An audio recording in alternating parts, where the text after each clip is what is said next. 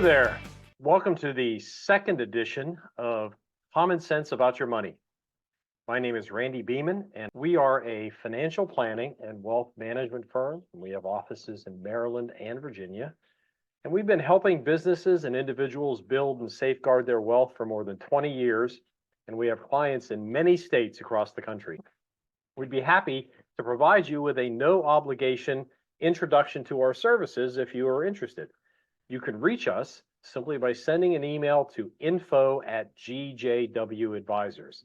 That's email info@GJWadvisors.com. Today, I'm going to spend some time taking a look at Berkshire Hathaway, not the stock, which has done well over the years, but rather we'll take a look at the company itself. As the chairman of Berkshire, Warren Buffett has famously said on many occasions, purchasing a stock in a company isn't just buying a piece of paper. It's taking an ownership stake in a real business.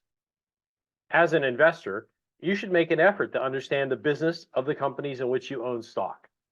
You should understand how they earn profits, if they have any competitive advantages, who their competitors are, and what might cause them to lose to those competitors any advantages that they have right now. Back when I was hosting a weekly financial radio show in the Virginia, D.C. area, every year, shortly after the Berkshire annual meeting and the release of the company annual report and Warren's letter to the shareholders, we would make a point of doing a show focused just on Berkshire Hathaway. It was always one of my favorite shows of the year because Berkshire is such an interesting company to analyze. Under the Berkshire umbrella, there are 67 subsidiary companies as of March 2024. They operate in a lot of diverse industries like retailing, manufacturing, insurance, real estate, aviation, and even railroads. I'm going to show you a list of the companies that Berkshire actually has under their umbrella so you can see the names. I mean, look at this diverse list. There's companies that they directly own. It's taken right from their website. And look at some of the household names on here. Benjamin Moore Paint, Duracell Battery, Fruit of the Loom, International Dairy Queen, Pampered Chef, Burlington Northern Railroad, and of course, probably their best known if you ever watched TV, and probably one of the most profitable as well, Geico. We'll talk about some of those subsidiary companies in a little bit more detail a little bit later. But because their holdings are so diverse, I would bet that just about everybody listening at some point in any given 30-day period interacts with a Berkshire-owned business without even knowing it. And in addition to the companies that they own outright, they have a very large investment portfolio. Here they have a list also taken from their annual report, 47 individual companies as of March, public companies that they have a share ownership interest. The largest allocation is 51% to technology, then financial companies at 24%, consumer staples at 11%, and energy is around 10%. And as you can see, the investment portfolio is pretty concentrated. Apple, right up here at the top, is over 50% of the total. And the top 5 holdings make up 80% of this portfolio. Now, that's not the kind of allocation that I would have in my own portfolio, or one that I would suggest any of our clients actually have as well, because I think it's just too concentrated. But it reflects Buffett's longtime philosophy of concentrating investments into companies he considers to be the best. Several of his most famous quotes exemplify this belief. For example, he has said, diversification is protection against ignorance. And here's another one. If you own wonderful businesses, you don't need to own very many of them. Or one of my own personal favorites, too many times diversification just leads to diversification.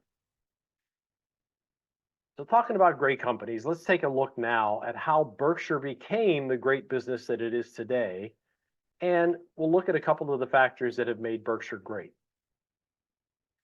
So let's back up. Berkshire didn't start out as a great company. In fact, it didn't even start out as Berkshire Hathaway. The company was founded in 1839 as the Valley Falls Company because it was located in Valley Falls, Rhode Island. Not very unique, but that was the name. It owned several small textile mills in the region, and around 1888, they merged into another textile company named Hathaway Manufacturing Company. Following the merger, the company grew pretty well for several decades, and then in 1955, they merged again with another company named Berkshire Fine Spinning Associates. You get the gist here? As a result of the merger, they changed their name and they became Berkshire Hathaway, and they moved the company headquarters to Bedford Falls, Massachusetts. At that time, the combined companies were very successfully employing about 12,000 people and generating more than $120 million in annual sales. Now, keep in mind, this is the middle 50s. That's a pretty large company. But times changed. And as the U.S. textile industry was slow to change and modernize, Berkshire's business declined. And by the early 1960s, half of their 15 plants had closed, and the business was rocky and facing an uncertain future. By 1962, the company was just a shell of its former self, and it only had 2 plants and about 2,000 employees. But being a student of the Benjamin Graham value investing style, Buffett was attracted by the cheap valuation and the strong balance sheet of the company. So he began buying up its stock, and by 1965, he owned enough to take control of the company. He spent a couple of years trying to turn around the failing textile business, but by the late 1960s, he realized, along with the counsel from his friend Charlie Munger, the company had to change in order to thrive. So this led to their purchase of an insurance company named National Indemnity in 1970. Once he acquired National Indemnity and he got into the insurance business, he quickly understood the benefits of this business model, and a few years later acquired a little-known insurance company then known as Government Employees Insurance Company. Today, we call it Geico. And the rest, they say, is history. In my opinion, the success of Berkshire Hathaway is primarily attributable to 2 independent factors. Number one, the consistent flow of investable cash being thrown off by the insurance businesses. And number 2, Warren's ability to reinvest those funds into companies with stable, almost predictable growth and additional cash flow. I'll let Warren himself explain how important his decision to move into the insurance business has been to Berkshire's growth. In one of his annual letter to the shareholders, he explained, and I'm going to quote, "Insurers receive policy premiums upfront and pay claims at some later date. This collect now, pay later model leaves us holding large sums, money that is called float, that will eventually go to others. Meanwhile, we get to invest this float for Berkshire's benefit. If premiums exceed the total of expenses and eventual losses, we have an underwriting profit. And that profit adds to the investment income produced from float. This combination allows us to enjoy the use of free money, and better yet, get paid for holding it." So there you have it. Berkshire has enjoyed the benefit of investing this float while they wait to pay it out for future claims for years.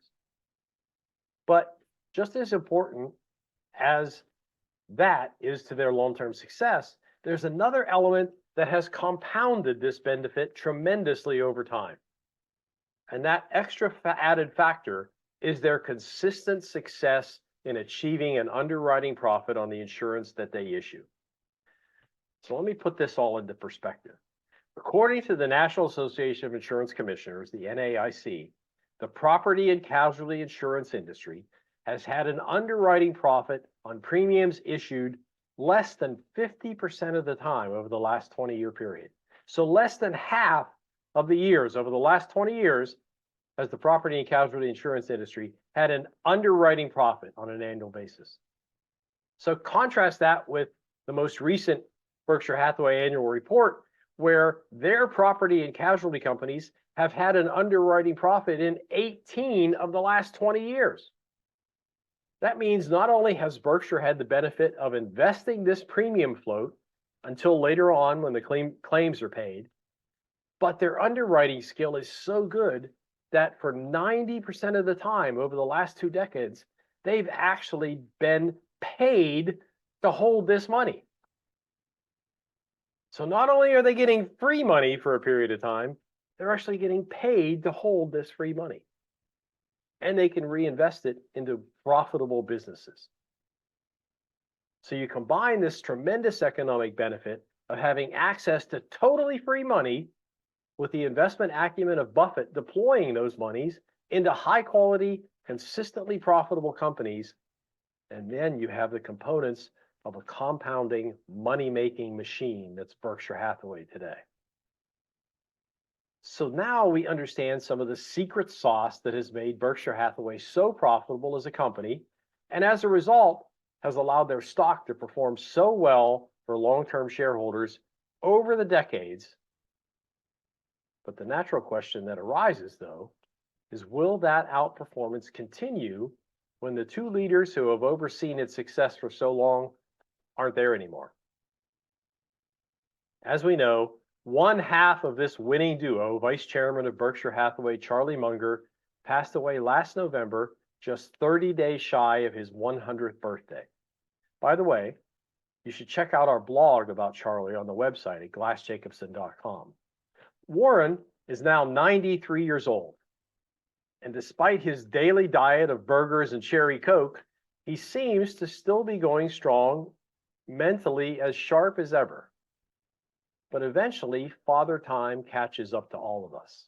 There's no question the other senior management in place now at Berkshire is strong, and I'm sure they have been actually handling most of the day-to-day responsibilities for some time at least. In fact, despite the fact that Berkshire employs nearly 400,000 people across its various subsidiary companies, because it has an extremely lean corporate structure at the company level, at the parent company level, less than 50 people actually work at their headquarters in Omaha, Nebraska. Buffett and Munger have always highly prized finding companies to acquire with current management that possess 2 important qualities. Number 1, their demonstrated ability to run the company well. And number 2, the intention to stay on with those companies after they are added to the Berkshire Hathaway fold. And because of this practice, Berkshire allows unprecedented autonomy to its individual subsidiary company managers. And that practice allows the corporate headquarters structure to be composed of mostly people collating the numbers for review by Warren and Charlie and the other senior manager. So the loss of Charlie or Warren won't likely dictate all that much change to the operations of the subsidiary companies that are the real drivers of corporate growth. In my opinion, I think the most important impact to Berkshire's future success will be felt from the eventual loss of Warren's investing prowess. The ability to take that money that comes to them and reinvest it intelligently. For many years, the only other person at Berkshire Hathaway that was granted complete autonomy to make independent investment decisions was Lou Simpson. He was the president and CEO of Geico's capital operations. But when Lou retired in 2010, Warren brought in Todd Combs to assist with management of the stock portfolio. And then 2 years later, he added Ted Wexler as well. Now, we don't know how well either Todd or Ted have done since they joined Warren in handling the investment portfolio, since, unlike when Lou was around, their individual investment performance is not broken out separately in the company annual report like it was when Lou was there. So we don't know what their individual investment performance track record has been. But it does seem likely that some of the more recent additions to the portfolio, companies like Amazon or Snowflake or New Holdings, or even the increased focus on concentration on Apple, are most likely the work of these managers because these companies differ from some of the traditional criteria in Buffett's investment playbook. So will the portfolio stray even more from the quote Buffett style when he's no longer the chief portfolio manager? It seems likely to continue to evolve over time, in my opinion. One thing will be certain: when Todd and Ted are the only ones running the money after Warren's gone, we'll be able to follow their track record pretty easily at that point. One final change to Berkshire that I personally believe might happen when Warren is no longer with us. I think that they will institute a dividend on the stock. Buffett has always resisted paying a dividend under the rationale that he believes shareholders are better served with Berkshire retaining the money to be used for the full acquisition of great businesses or investment in shares of well-run public companies. And so far, he's been right. But with many long-term shareholders unable or unwilling to sell their highly appreciated shares, the institution of a dividend would give them an income stream. And the likelihood of them retaining the stock, even after Warren's passing, gets increased. So I do expect they will probably institute a dividend once Warren is not running the show. I guess only time's going to tell for sure. And I personally hope it's many years into the future before we find out the answer to these questions and Warren's no longer at the helm.